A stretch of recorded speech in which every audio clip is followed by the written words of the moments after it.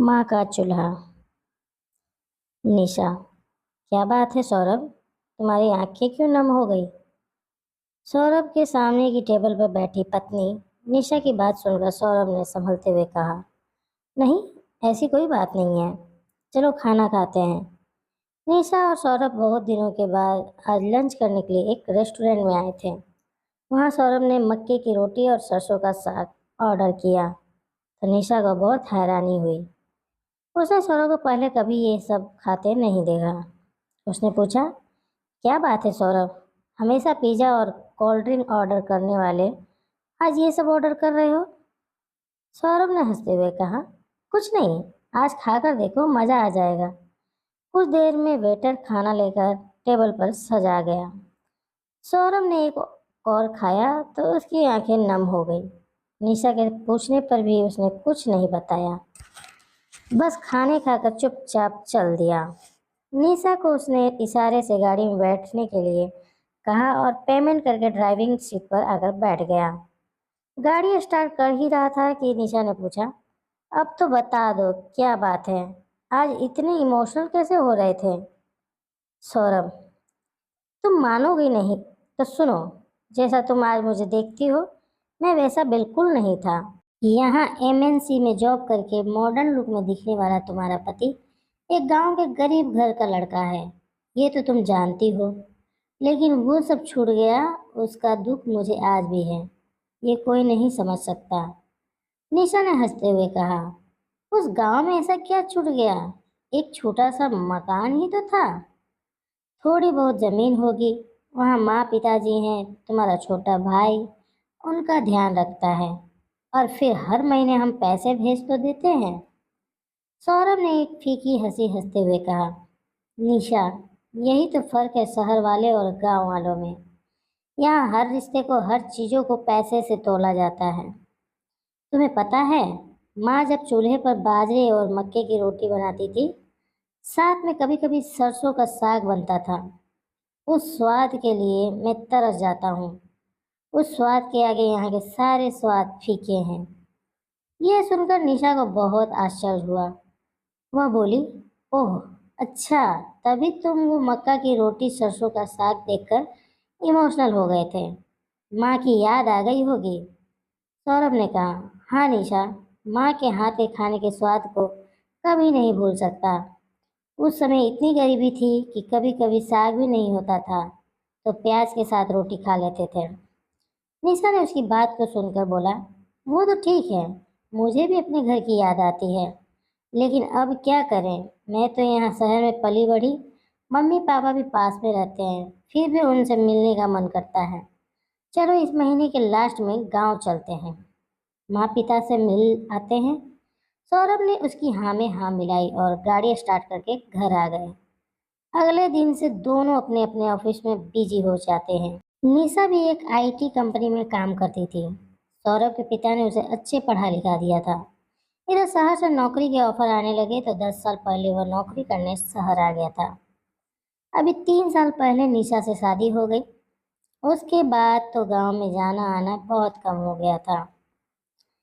बस वो हर महीने कुछ पैसे भेज देता था, शायद उसे ही अपना फर्ज समझता था। लेकिन इस महीने जब से वह रेस्टोरेंट से खाना खाकर आया, जैसे उसका मन बदल गया। उसका किसी भी काम में मन नहीं लग रहा था। अपनी माँ का चेहरा उसकी आंखों के सामने आ जाता था, कैसे उसकी माँ आज भी चूल्हा फूंक रही होगी। घर आकर भी वह बेचैन रहने लगा, न खाना अच्छा लगता था, न किसी से बात करने का मन करता था। इतनी बड़ी कंपनी में मैनेजर, बड़ा सा पैकेज, शहर की सबसे पॉश कॉलोनी में बड़ा सा फ्लैट, किसी भी चीज़ की कोई कमी नहीं थी। लेकिन आज उसे यह सब फीका लग रहा था। एक दिन उसने निशा को अपने मन की बात बता दी। सौरभ ने कहा, निशा, मैं जानता हूँ तुम एक मॉडर्न लड़की हो, शहर के माहौल में पढ़ी बड़ी हो, लेकिन मैंने फैसला किया है कि मैं ये जॉब छोड़ दूंगा और अब तक जो पैसे कमाए हैं उसमें से काफ़ी पैसे इन्वेस्ट करके गांव में जाकर रहूंगा। निशा जो अब तक महीने के लास्ट में 2 दिन के लिए गांव जाने की बात कर रही थी, अचानक यह बात सुनकर आश्चर्यचकित रह जाती है। वह बोली, क्या बात कर रहे हो सौरभ? तुम ऐसा कैसे कर सकते हो? वहाँ गांव में हमारा क्या फ्यूचर है? कल हमारे बच्चे होंगे तो वहाँ एक अच्छा स्कूल तक नहीं मिलेगा। तुम इतनी अच्छी जॉब सब कुछ दांव पर कैसे लगा सकते हो? मेरा क्या होगा? मैं गांव में कैसे रहूंगी? सौरभ बोला, मैं तुम्हें फोर्स नहीं कर रहा। तुम अपनी जॉब करती रहो। मैं कभी कभी तुमसे मिलने आ जाया करूंगा। लेकिन अब मैं अपना जीवन पैसे के पीछे भागने में नहीं लगा सकता। तुम सोचो, अभी कोई जल्दी नहीं है। अचानक आए इस तूफान के कारण निशा बहुत परेशान हो जाती है। वह सौरभ के बिना रहने की कल्पना भी नहीं कर सकती थी। निशा ने अपने माँ पापा से बात की। उन्होंने भी सौरभ को समझाया, लेकिन सब बेकार हो गया। सौरभ का मन शहर की भाग दौड़ से अब उब चुका था। वह गांव में रहकर कुछ करना चाहता था, थोड़ा कमाकर संतुष्ट रहना चाहता था।